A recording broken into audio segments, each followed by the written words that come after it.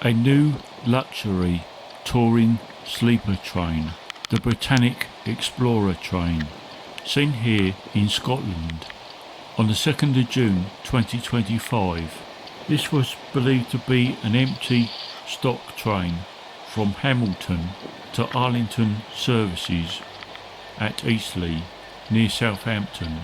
A new luxury touring sleeper train operated by Belmont that operates the Royal Scotsman and the Orient Express luxury trains in Britain.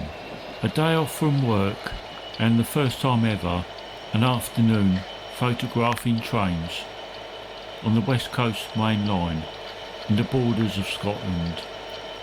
An hour's drive from my home at Glasgow. This train I did not know about and happened to be quite interesting, to say the least. A new luxury UK touring train. Having checked on the company's website, Britannic Explorer, the company operates luxury touring trains to Cornwall, to Wales and the Lake District, to and from London. As to what it was doing in Scotland, I do not know, but I had captured it for the first time.